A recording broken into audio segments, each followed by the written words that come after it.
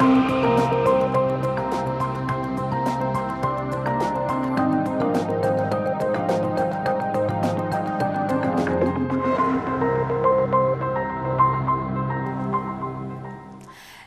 Courts this week में स्वागत है आपका और मैं हूं आपके साथ नेहा दुबे। इस बुलेटिन में अगले आधे घंटे आपको कोर्ट से जुड़ी इस हफ्ते की तमाम बड़ी खबरों से आपको करवाएंगे रूबरू। कोर्ट की कार्रवाई और सुप्रीम कोर्ट से लेकर हाई कोर्ट्स और लो कोर्ट्स तक के फैसलों को रखेंगे आपके सामने।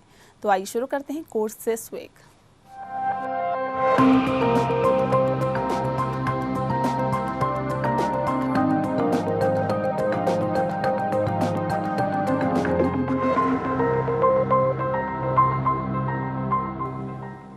सुप्रीम कोर्ट ने आईटी एक्ट की धारा 66A रद्द होने के बाद भी मामला दर्ज होने को लेकर नाराजगी जताई है। सुप्रीम कोर्ट ने धारा 66A रद्द करने के बाद भी मुकदमे दर्ज करना चौंकाने वाला, आश्चर्यजनक और परेशानी भरा बताया है। सुप्रीम कोर्ट ने कहा कि ये बेहद हैरानी भरा मामला है, हम इसको लेकर कोई कदम उठाएंगे। सुप्रीम कोर्ट ने केंद्र सरकार को नोटिस जारी कर जवाब मांगा और ये जवाब 2 हफ्ते में देने को कहा गया है।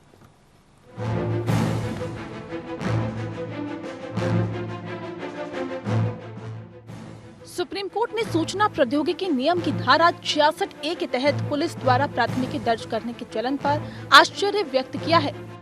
धारा 66A को शीर्ष अदालत ने श्रेया सिंघल मामले में 2015 के फैसले में रद्द कर दिया था, लेकिन इसके बावजूद इस धारा के तहत FIR की जा रही है। न्यायमूर्ति RF नरीमन की अध्यक्षता वाली पीठ people union for civil liberties या PUCL द्वारा दायर उस आवेदन पर सुनवाई कर रही थी जिसमें धारा 66A के रद्द किए गए प्रावधान के तहत प्राथमिकी के खिलाफ विभिन्न दिशा निर्देश मांगे गए थे।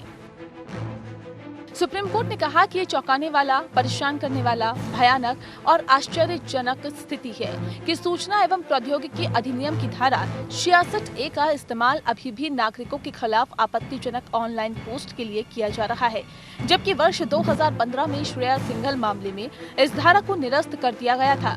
जस्टिस RF नरीमन की अध्यक्षता वाली 3 सदस्यीय पीठ ने इस प्रावधान के दुरुपयोग को उजागर करने वाले PUCL नामक गैर सरकारी संगठन द्वारा आवेदन पर केंद्र सरकार को नोटिस जारी किया है। NGO की ओर से पेश वरिष्ठ वकील संजय पारेख ने कहा कि 11 राज्यों में जिला न्यायालयों के समक्ष 1000 से ज्यादा मामले अभी भी लंबित और सक्रिय हैं, जिसमें आरोपी व्यक्तियों पर सूचना प्रौद्योगिकी अधिनियम की धारा 66A के तहत मुकदमा चलाया जा रहा है। उन्होंने कहा कि शीर्ष अदालत के निर्देश का अनुपालन सुनिश्चित करने के लिए कोई तरीका होना चाहिए। लोग पीड़ित है। इसके जवाब में पीठ ने कहा कि हम इस पर कुछ करेंगे। अटॉर्नी जनरल के वेणुगोपाल ने कहा कि भले ही सुप्रीम कोर्ट द्वारा प्रावधान को रद्द कर दिया गया हो, लेकिन अभी भी बेयर एक्ट में मौजूद है। केवल फुटनोट में उल्लेख किया गया है कि सुप्रीम कोर्ट ने धारा 66A को हटा दिया है। हालांकि पीठ ने कहा कि ये आश्चर्यजनक है, जो हो रहा है वे काफी भयानक, चिंताजनक और चौंकाने वाला है। पीठ ने केंद्र सरकार को जवाब दाखिल करने का आदेश देते हुए 2 हफ्ते बाद मामले पर विचार करने का फैसला लिया है। शीर्ष अदालत ने 24 मार्च 2015 को कहा था कि धारा 66A पूरी तरह अनुच्छेद 19(1)(a) या बोलने और अभिव्यक्ति की स्वतंत्रता का उल्लंघन है। सूचना प्रौद्योगिकी अधिनियम 2000 की धारा 66A के तहत आपत्तिजनक टिप्पणियों को ऑनलाइन पोस्ट करने वालों के लिए 3 वर्ष की जेल की सजा का प्रावधान है। Bureau report. झारखंड हाईकोर्ट ने झारखंड पुलिस की कार्यशैली पर एक बार फिर से सवाल उठाया है। जस्टिस आनंद सेन की अदालत ने पॉक्सो एक्ट में मामला दर्ज करने और पीड़िता को गवाह नहीं बनाए जाने पर आश्चर्य जताया है। अदालत ने इसे पुलिस की घोर लापरवाही मानते हुए राज्य के DGP को खुद जवाब दाखिल करने का निर्देश दिया। कोर्ट ने कहा कि इससे साफ प्रतीत होता है कि आरोपी को बचाने के लिए पुलिस ने योजनाबद्ध तरीके से काम किया और अदालत के निर्देशों की परवाह भी नहीं की।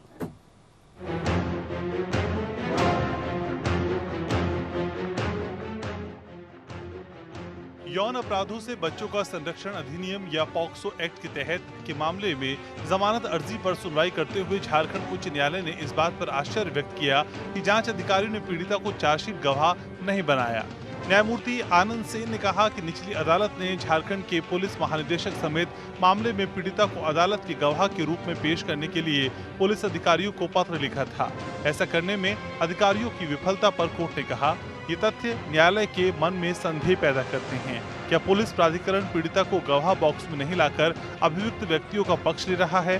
प्रथम दृष्टया इस न्यायालय को ऐसा लगता है। कोर्ट ने जमानत अर्जी पर सुनवाई करते हुए ये टिप्पणियां की। पीड़ित लड़की की उम्र करीब 13 साल है और उसका बयान एक मजिस्ट्रेट के समक्ष दर्ज किया गया था। हालांकि याचिकाकर्ता के वकील ने अदालत के ध्यान में लाया कि पीड़िता से मामले में पूछताछ नहीं की गई थी और न ही उसे चार्जशीट गवाह बनाया गया था। इसलिए कोर्ट ने झारखंड पुलिस के महानिदेशक को मामले की जांच करने और निम्नलिखित प्रश्नों का उत्तर देने का निर्देश दिया। पीड़िता को चार्जशीट गवाह क्यों नहीं बनाया गया? पीड़िता को चार्जशीट गवाह न बनाने के लिए कौन जिम्मेदार है? यदि डीजीपी को पता चलता है कि अब तक कोई जिम्मेदारी तय नहीं हुई तो डीजीपी जिम्मेदारी तय करेंगे और इस कोर्ट को जानकारी देंगे और वो इस कोर्ट को ये भी बताएंगे कि उन लोगों के खिलाफ क्या कदम उठाए गए हैं जिनकी कमियों के कारण पीड़िता को चार्जशीट गवाह के तौर पर नहीं दिखाया गया। पुलिस अधीक्षक साहिबगंज और डीआईजी दुमका ने न्यायालय के निर्देशों पत्रों का जवाब क्यों नहीं दिया है, जो अधिकारियों को पीड़ित का अदालत के गवाह के रूप में पेश करने का निर्देश देता है? क्यों न जांच अधिकारी, प्रभारी अधिकारी मिर्जा चौकी पीएस साहिबगंज, पुलिस अधीक्षक साहिबगंज और डीआईजी दुमका के खिलाफ जानबूझकर अदालत के आदेशों का उल्लंघन करने के लिए अवमानना कार्यवाही शुरू की जाए, जिसमें निचली अदालत ने उन्हें निर्देश दिया था पीड़िता को गवाह के रूप में पेश करें। तथ्यों को सुनने के बाद कोर्ट ने कहा कि इस तरह की निष्क्रियता अदालत की अवमानना है। अधिकारियों के कृत्यों को वास्तविक नहीं कहा जा सकता है। Bureau report. कलकत्ता हाईकोर्ट के न्यायमूर्ति कौशिक चंदा ने ममता के नंदीग्राम चुनावी वाली याचिका की सुनवाई से खुद को अलग कर लिया। जस्टिस चंदा ने सुनवाई से अलग की मांग पर ममता बनर्जी पर 5 लाख रुपए का जुर्माना लगाया। उन्होंने कहा कि मुख्यमंत्री ममता बनर्जी द्वारा दायर चुनावी याचिका में उनके हितों का टकराव नहीं है, लेकिन अगर वे मामले की सुनवाई करते तो कुछ परेशान करने वाले विवाद को जिंदा रखेंगे और कार्रवाई को प्रभावित करने के लिए नए विवाद भी ढूंढेंगे। कोर्ट ने अपने फैसले में यह भी कहा कि किसी राजनीतिक दल के साथ एक न्यायाधीश के पिछले संबंध किसी मामले से अलग होने का आधार नहीं है, क्योंकि प्रत्येक न्यायाधीश के अपने राजनीतिक झुकाव होते हैं। कलकत्ता हाईकोर्ट के न्यायमूर्ति कौशिक चंदा ने नंदीग्राम चुनाव परिणामों के खिलाफ पश्चिम बंगाल की मुख्यमंत्री ममता बनर्जी द्वारा दायर चुनावी याचिका पर सुनवाई से खुद को अलग किया। दरअसल ममता बनर्जी 2021 के विधानसभा चुनाव में नंदीग्राम सीट पर बीजेपी के शुभेंदु अधिकारी से हार गई थी। न्यायमूर्ति कौशिक चंदा ने ममता बनर्जी पर 5 लाख रुपए का जुर्माना लगाया, जिस तरह से याचिका पर सुनवाई से अलग होने की मांग की गई थी। अदालत ने कहा कि लागत को 2 सप्ताह के भीतर bar council of west Bengal में जमा करना होगा और इसका उपयोग उन वकीलों के परिवारों के लिए किया जाएगा जिनकी कोरोना के कारण मौत हो गई थी। ममता बनर्जी ने न्यायमूर्ति कौशिक द्वारा याचिका पर सुनवाई करने पर आपत्ति जताते हुए कहा था कि पक्षपात की संभावना है और आरोप लगाया कि एक वकील के रूप में जस्टिस कौशिक का बीजेपी के साथ संबंध था। न्यायमूर्ति चंदा ने कहा कि जब उनके सामने पहली बार मामला 18 जून को आया था तो उन्हें अलग करने का कोई अनुरोध नहीं किया गया था। हालांकि सुनवाई के बाद अखिल भारतीय तृणमूल कांग्रेस पार्टी के नेता उनकी तस्वीरों और बीजेपी के साथ उनके जुड़ाव के विवरण के साथ तैयार थे और उन्होंने इस आशय के कई ट्वीट किए। कोर्ट ने अपने फैसले में ये भी कहा कि किसी राजनीतिक दल के साथ एक न्यायाधीश के पिछले संबंध किसी मामले से अलग होने का आधार नहीं है, क्योंकि प्रत्येक न्यायाधीश के अपने राजनीतिक झुकाव होते हैं। जब 24 जून को मामले की सुनवाई हुई तो वरिष्ठ अधिवक्ता डॉक्टर एएम सिंघवी ने बनर्जी के लिए तर्क दिया कि न्यायमूर्ति चंदा के बीजेपी के साथ करीबी व्यक्तिगत, पेशेवर, आर्थिक और वैचारिक संबंध को देखते हुए हितों का स्पष्ट टकराव है। सिंघवी ने प्रस्तुत किया था कि न्यायमूर्ति चंदा को उच्च न्यायालय के स्थायी न्यायाधीश के रूप में नियुक्त किया जाना बाकी है और ममता बनर्जी ने इस तरह की पुष्टि के लिए उन्होंने आपत्तियां और विरोध जताया है। न्यायमूर्ति चंदा ने कहा था कि इस मुद्दे के अदालत के सामने आने से पहले ही एक मीडिया ट्रायल चल रहा है। सैकड़ों ट्वीट पहले ही पोस्ट किए जा चुके हैं कि उन्हें सुनवाई से अलग हो जाना चाहिए। अगर अब मैं सुनवाई से अलग होता हूं तो क्या मैं इसे मीडिया ट्रायल के कारण छोड़ूंगा। बनर्जी की चुनावी याचिका में हाल ही में हुए पश्चिम बंगाल विधानसभा चुनाव में नंदीग्राम से बीजेपी उम्मीदवार शुभेंदु अधिकारी के चुनाव को चुनौती दी गई है। हालांकि नंदीग्राम सीट पर भारी संघर्ष में बनर्जी की हार के बावजूद सत्तारूढ़ तृणमूल कांग्रेस ने चुनाव में जीत हासिल की और लगातार तीसरी बार पश्चिम बंगाल में सरकार बनाने में सफल रही। Bureau report. सुप्रीम कोर्ट ने ओडिशा में जगन्नाथपुरी के अलावा अलग अलग जगहों पर रथ यात्रा निकालने की इजाजत मांगने वाली अर्जी को खारिज कर दिया। चीफ जस्टिस एनवी रमन्ना की अध्यक्षता वाली बेंच ने कहा कि वे राज्य सरकार के जरिए आपदा प्रबंधन अधिनियम के तहत पारित निर्देशों में दखल नहीं करेंगे। अदालत ने कहा कि माफी चाहते हैं कि हमें बुरा लग रहा है। कोर्ट ने कहा कि उम्मीद है कि भगवान अगली रथ यात्रा की अनुमति देंगे। कोरोना के डेल्टा प्लस वेरिएंट के बढ़ते प्रकोप और तीसरी लहर की आशंका को देखते हुए सुप्रीम कोर्ट ने पूरे ओडिशा में रथ यात्रा निकालने पर पाबंदी लगा दी है। कोर्ट ने सिर्फ पुरी में जगन्नाथ मंदिर में रथ यात्रा निकालने की अनुमति दी है। सुप्रीम कोर्ट ने ओडिशा के अन्य मंदिरों में प्रतिष्ठित पुरी जगन्नाथ मंदिर में रथ यात्रा के समान रथ यात्रा आयोजित करने की अनुमति मांगने वाली याचिकाओं के एक समूह को खारिज कर दिया है। ये भी माना गया है कि देश अभी कोविड-19 की दूसरी लहर से उबर रहा है और इस संदर्भ में ओडिशा सरकार ने एक सही फैसला लिया है। सुप्रीम कोर्ट ने कहा कि वे कोविड के फैलने की आशंका को देखते हुए ओडिशा सरकार के आदेश से सहमत है। यह राज्य का नीतिगत फैसला है और न्यायालय हस्तक्षेप नहीं कर सकता, क्योंकि इसमें ऐसे मुद्दों पर विशेषज्ञता की कमी है। ओडिशा सरकार ने केवल पुरी में रथ यात्रा की अनुमति दी है और अन्य सभी जगन्नाथ मंदिरों के मंदिर परिसर में अनुष्ठान की अनुमति दी है। कोर्ट में दायर याचिकाओं में बारीपदा, ससांग और ओडिशा के अन्य शहरों में रथ यात्रा की अनुमति मांगी गई थी, लेकिन शीर्ष कोर्ट से रथ यात्रा निकालने की मंजूरी नहीं मिली है। सीजेआई रमन्ना ने कोविड-19 स्थिति का हवाला देते हुए याचिकाओं को खारिज करते हुए कहा, मुझे भी बुरा लगता है, लेकिन हम इसके बारे में कुछ नहीं कर सकते। उम्मीद है कि भगवान अगली रथ यात्रा की अनुमति देंगे। सुनवाई के दौरान सॉलिसिटर जनरल तुषार मेहता ने कहा कि ओडिशा में सभी जगहों पर रथ यात्रा की इजाजत दी जानी चाहिए। पिछले साल सुप्रीम कोर्ट ने रथ यात्रा पर पूर्ण रूप से रोक लगाई थी। राज्य सरकार ने अब सिर्फ पुरी को ही यात्रा की इजाजत दी है। ऐसे और भी स्थान हैं जहां पर यात्रा सदियों से चली आ रही है। ऐसे में अदालत को अपने पुराने फैसले में थोड़ी तब्दीली करके कोरोना नियमों का पालन करने की शर्तों के साथ ही रथ यात्रा की इजाजत देनी चाहिए। इससे पहले ओडिशा उच्च न्यायालय ने ये कहते हुए अन्य स्थानों पर रथ यात्रा आयोजित करने की अनुमति देने से इनकार कर दिया था कि ये साधारण समय है जिसमें न केवल ओडिशा बल्कि पूरा देश घातक कोविड महामारी की दूसरी लहर से मुश्किल से उबर रहा है। ये न्यायालय रथ यात्रा त्योहारों को आयोजित करने की अनुमति के लिए किसी याचिका पर सुनवाई के इच्छुक नहीं है। Bureau report. ट्विटर और केंद्र में नए नियमों का पालन करने को लेकर चल रहे विवाद के बीच ट्विटर ने दिल्ली हाई कोर्ट से कहा है कि वह 8 सप्ताह के भीतर शिकायत अधिकारी की नियुक्ति करेगा। ट्विटर ने अदालत को यह भी बताया है कि वह आईटी नियमों के अनुपालन के लिए भारत में एक संपर्क कार्यालय स्थापित करने की प्रक्रिया में है। ये कार्यालय उनका स्थायी होगा। ट्विटर ने कहा कि वह नए आईटी नियमों का पालन करने की सिर्फ कोशिश कर रहा है और हालांकि उसे इन नियमों की वैधता को चुनौती देने का अधिकार है।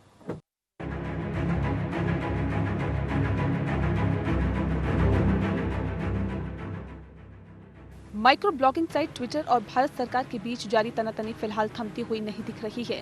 कई बार मोहलत मिलने के बावजूद ट्विटर ने अभी तक भारत के आईटी नियमों के अनुरूप शिकायत अधिकारी नियुक्त नहीं किया है। अब ट्विटर ने दिल्ली हाई कोर्ट को बताया है कि नियुक्ति करने में अभी उसे 8 हफ्ते यानी करीब 2 महीने का वक्त और लगेगा। ट्विटर को दिल्ली हाई कोर्ट ने डेडलाइन दी थी जो गुरुवार को खत्म हो रही है।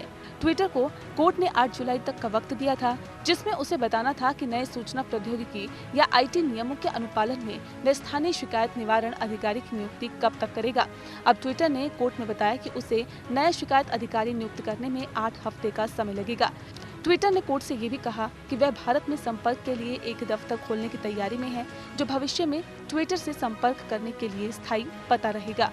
ट्विटर ने यह भी बताया कि आईटी नियमों के अनुपालन से संबंधित अपनी पहली रिपोर्ट वह 11 जुलाई तक पेश करेगा। ट्विटर ने कहा कि वह 2021 से लागू नए आईटी नियमों का पालन करने की कोशिश कर रहा है। हालांकि उसे नए नियमों की वैधता को चुनौती देने का अधिकार है। ट्विटर ने दिल्ली उच्च न्यायालय से कहा कि उसे भरोसा है कि वह 8 हफ्ते के अंदर योग्य कैंडिडेट को शिकायत अधिकारी पद पर नियुक्त करेगा। ट्विटर ने कहा कि नियुक्ति होने तक कंपनी ने भारत के निवासी को अंतरिम शिकायत अधिकारी नियुक्त किया है। ट्विटर के मुताबिक ये नियुक्ति 6 जुलाई से प्रभावी है। दरअसल इससे पहले माइक्रो ब्लॉगिंग साइट ट्विटर ने उच्च न्यायालय को सूचित किया था कि वह स्थानीय शिकायत निवारण अधिकारी की नियुक्ति की प्रक्रिया में जुटा हुआ है। न्यायमूर्ति रेखापल्ली ने इस बात पर नाराजगी व्यक्त की कि अदालत को ये सूचित नहीं किया गया था कि स्थानीय शिकायत निवारण अधिकारी की इससे पहले नियुक्ति केवल अंतरिम आधार पर ही थी और वह इस्तीफा दे चुके हैं। ट्विटर के विरुद्ध दिल्ली हाई कोर्ट में 28 मई को शिकायत दर्ज कराई गई थी। याचिका में कहा गया है कि ट्विटर जैसे हर महत्वपूर्ण सोशल मीडिया मध्यस्थ के पास न सिर्फ एक रेजिडेंट ग्रीवांस अधिकारी को नियुक्त करने की जिम्मेदारी है, जो एक निश्चित वक्त के भीतर शिकायतों को प्राप्त करने और निपटाने के लिए एक ज्वाइंट प्राधिकरण के रूप में कार्य करेगा और सक्षम अधिकारी द्वारा जारी किसी भी आदेश, नोटिस और निर्देश को स्वीकार करे। Bureau report. व्हाट्सएप ने दिल्ली हाईकोर्ट को बताया कि उसने नई प्राइवेसी पॉलिसी को फिलहाल स्वैच्छिक होल्ड पर रखा है। कंपनी ने कहा है कि जब तक डेटा प्रोटेक्शन बिल लागू नहीं हो जाता तब तक वो अपनी क्षमता को सीमित नहीं करेगा। इसका मतलब ये हुआ कि यूजर जिन सुविधाओं का लाभ ले रहे हैं वो चलता रहेगा। वहीं कोर्ट ने व्हाट्सएप की प्राइवेसी पॉलिसी के खिलाफ सीसीआई जांच में दखल से इनकार किया है।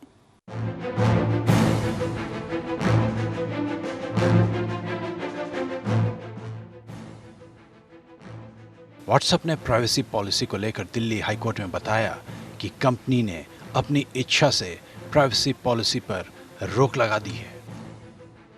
व्हाट्सएप ने हाईकोर्ट में यह भी बताया कि कंपनी अब ग्राहकों को नई प्राइवेसी पॉलिसी चुनने के लिए मजबूर नहीं करेगी जब तक कि डेटा प्रोटेक्शन बिल लागू नहीं हो जाता। साथ ही व्हाट्सएप ने कहा कि प्राइवेसी पॉलिसी नहीं मानने वाले ग्राहकों पर अब किसी तरह का बैन नहीं लगाया जाएगा।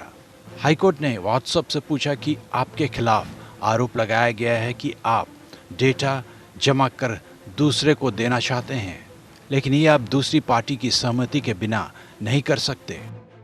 कोर्ट ने कहा यह आरोप भी है कि भारत के लिए आपके पास एक अलग पैमाना है। क्या भारत और यूरोप के लिए आपकी अलग अलग नीति है? इस पर व्हाट्सएप ने कहा कि हमने प्रतिबद्धता जताई है कि संसद से कानून आने तक हम कुछ नहीं करेंगे। अगर संसद हमें भारत के लिए एक अलग नीति बनाने की अनुमति देती है तो हम वो नीति बना देंगे। अगर ऐसा नहीं होता है तो इस पर भी विचार करेंगे। व्हाट्सएप ने कहा कि अगर संसद हमें डाटा साझा करने की अनुमति देती है तो सीसीआई कुछ नहीं कर सकती। एडिशनल सॉलिसिटर जनरल लेखी ने कहा कि जब तक नीति बनी रहती है, प्रतिस्पर्धा कानून के मुद्दे बने रहते हैं। दिल्ली हाईकोर्ट में व्हाट्सएप और उसकी पेरेंट कंपनी फेसबुक की एक याचिका पर सुनवाई चल रही थी, जिसमें व्हाट्सएप की नई प्राइवेसी पॉलिसी के खिलाफ सीसीआई की जांच में हस्तक्षेप करने से इनकार कर दिया गया था। 23 जून को दिल्ली हाईकोर्ट ने व्हाट्सएप की नई प्राइवेसी पॉलिसी की जांच के सिलसिले में फेसबुक और व्हाट्सएप से कुछ सूचना मांगने वाले सीसीआई के नोटिस पर रोक लगाने से इनकार कर दिया था।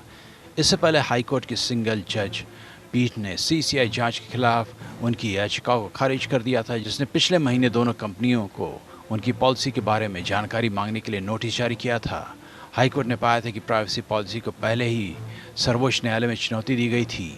पिछले महीने केंद्र ने दिल्ली उच्च न्यायालय को बताया था कि व्हाट्सएप व्यक्तिगत डाटा संरक्षण विधेयक के कानून बनाने से पहले उपयोगकर्ताओं को नई नीति स्वीकार करने के लिए मजबूर करने की कोशिश कर रहा था।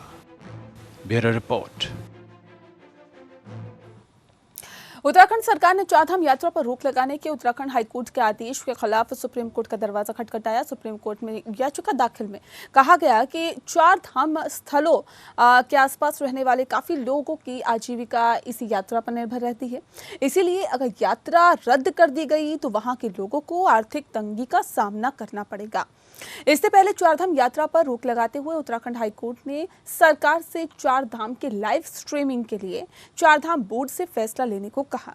कोर्ट ने पर्यटक स्थलों को खोलने के फैसले पर भी फिर से विचार करने की सलाह दी।